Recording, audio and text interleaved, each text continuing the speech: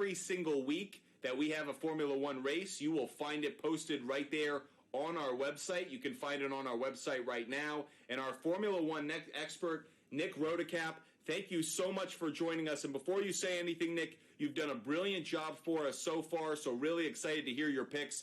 Nick, first things first, where are we in the Formula One season overall? Well, currently we're nearing the halfway point of the F1 season. Began March and will head all the way through the end. There is a summer break that's on the docket. So from now, but we haven't yet hit the halfway point in the season. This is the beginning of the European leg of the F1 season.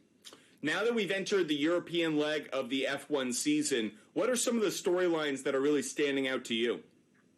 Well, one that really stands out to me just kind of entered the news cycle in the last 24 hours or so. It was a comment that Lewis Hamilton made regarding the development of cars for seasons upcoming beyond the present.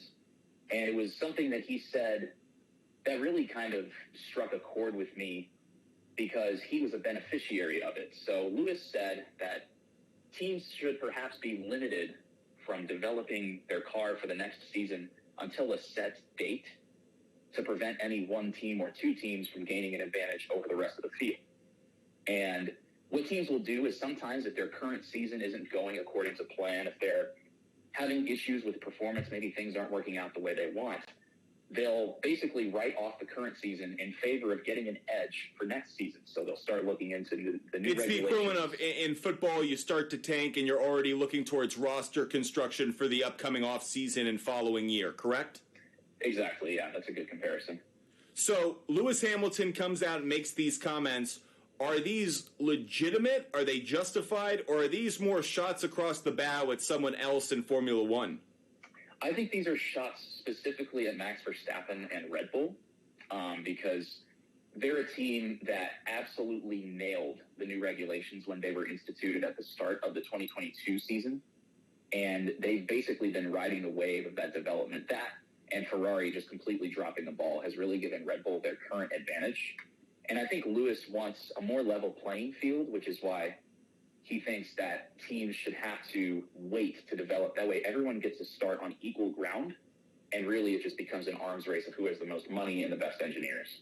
Now, you and I spoke prior to the show, and we discussed this issue, and I brought up, it felt like, to me, a classic example to look at another sport. It's like a superstar team like the Yankees that have been maybe signing free agents overseas for years. They were successful with it. Then all of a sudden a team like the Rays does it, and then it's like, oh, whoa, we need to all have the same rules because you're getting too much of an advantage. Are we really seeing a changing of the guard where Lewis Hamilton is really kind of being left in the dust in the rearview mirror, and this is part of what it is, kind of a complaint that he is falling behind his competition? Well, I think it's not just Lewis that's falling behind. I think he's still at his peak in terms of competitiveness and in terms of skill. But I think Mercedes has sort of dropped the ball because they've been on the back foot since the start of the season. They had a radical concept in which their aerodynamics were completely different from all the other cars on the grid. And it could have gone one of two ways. Either they were miles ahead or they were battling uphill because it didn't work the way they thought it would.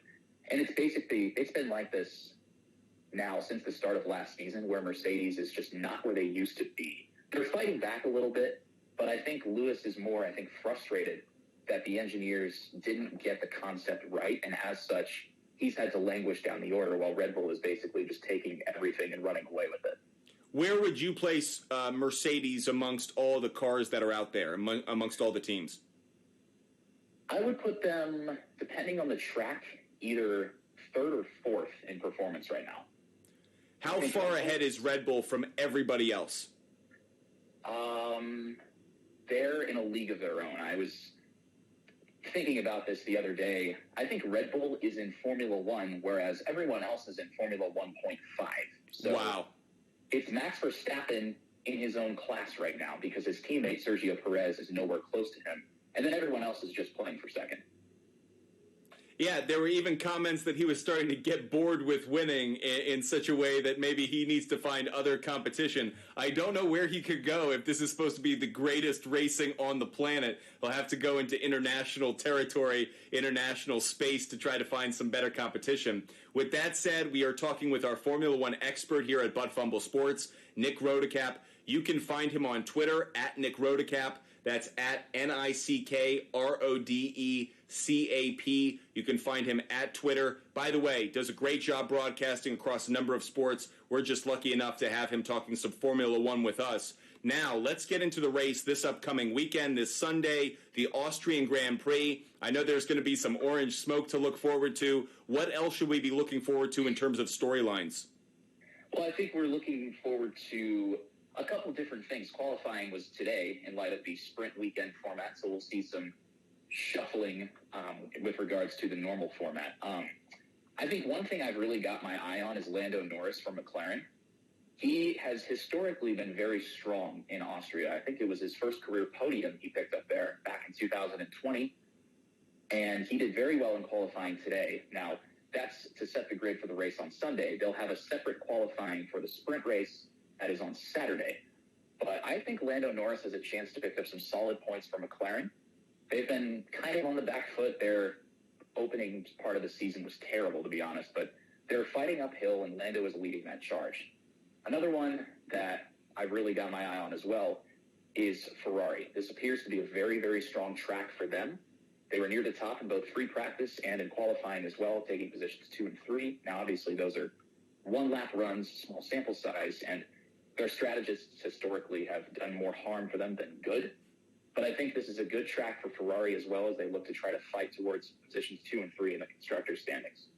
Those are some teams that are looking up and look like they could be at the front of the pack. Who are some teams that we should be fading? Who are some drivers we think could end up towards the rear this upcoming Sunday? Both Alfa Romeo drivers come to mind for me. Zhou Guanyu did not have a good qualifying at all. Neither did Valtteri Bottas. He spun early on in the session and never could really recover. He got through into Q2, but was firmly at the back. So both Alfa Romeo drivers, I think this is going to be another kind of lost weekend for them. They've been at the back end of the midfield for most of the season.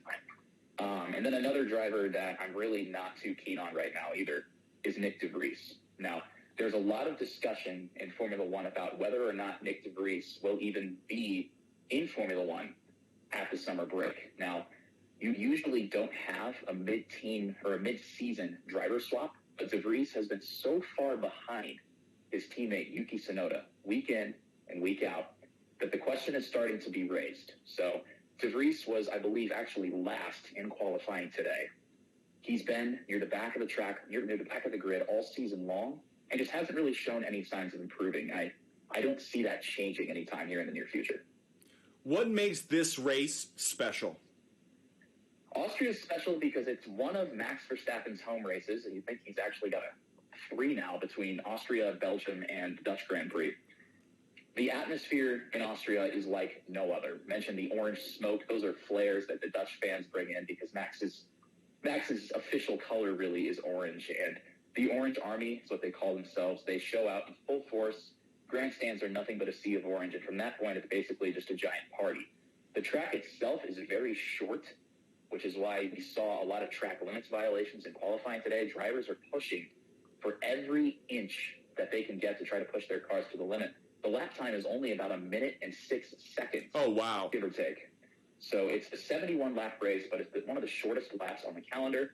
We're going to see a lot of lapped cars, which means we might have some impeding incidents with drivers not getting out of the way. There will be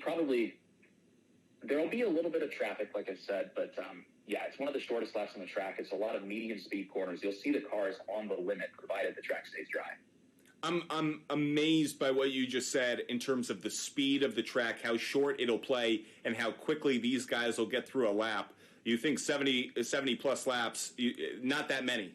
This thing is going to fly by, should be a high-octane experience for fans. Just to remind everybody, what time can they watch it if they're watching in the States, let's say on the East Coast? So the sprint race and the Grand Prix start at 2 different times. I'm pulling up the schedule here because I don't want to be wrong. While he pulls it up, this is our Formula One expert, everyone who's watching on TikTok Live, YouTube, Twitch, and Kick. But Fumble Sports' Formula One expert Nick Rodecap. Nick Rodecap, by the way, he may sound young, but he is well experienced in his Formula One knowledge. Make sure you guys follow him on Twitter at Nick Rodecap. That's NickRodecap. Check out all of his content, and his Formula One analysis is exclusively put here on Butt Fumble Sports. You can check it out at Butt Fumble Sports or buttfumblesports.com. Nick, what are our times for the race? So the sprint race starts on Saturday at 10:30 a.m. Eastern. And then the main event, the Grand Prix, begins at 9 a.m. Eastern on Sunday. Now, final question I have for you. We have a loaded July when it comes to races in Formula One. What does this race mean in terms of the sequence of races that come to follow? Is this a must-win for a number of teams, or is this where they're trying to almost find some of their errors to be able to have a really strong back half of July? Well, I think given the weekend's format, there's only one practice session, so there's a lot of unknowns as teams start to bring those mid-season upgrades. This is a litmus test for a lot of teams. I mentioned Mercedes is still kind of trying to find their footing. If they want to bring in any performance upgrades in the races down the line, this is a good place for them and a lot of other teams to find a baseline, because it's week in, week out, consecutive races, which you don't see as much as you might think in Formula One. So teams are going to be very tired probably by the end of this, but if they have a good weekend in Austria and in Great Britain to follow that, it'll set them off for a successful middle part of the season. And for a lot of teams, they're based in Europe, so this is kind of like a homecoming for them. Now, obviously, F1's a traveling circus, but it's a good ground zero, I'll say that. And also that, like I mentioned, Nick DeVries is a driver I've really got my eye on. He might be out of a seat by the middle of the season. This is a good place for him to turn it around, string together some good races, and prove that he does belong in Formula One. Just got a lot of great analysis. Want to give a big thank you to Nick for joining us. Nick is going to join us on the Friday before every Formula One race that we have remaining in the season. So if you love his analysis, make sure you join us every Friday on Race Week. And, of course, you can check out his article. ButtFumbleSports.com is where you can find it. Nick, thank you so much for joining us today. Thank you for having me. Okay.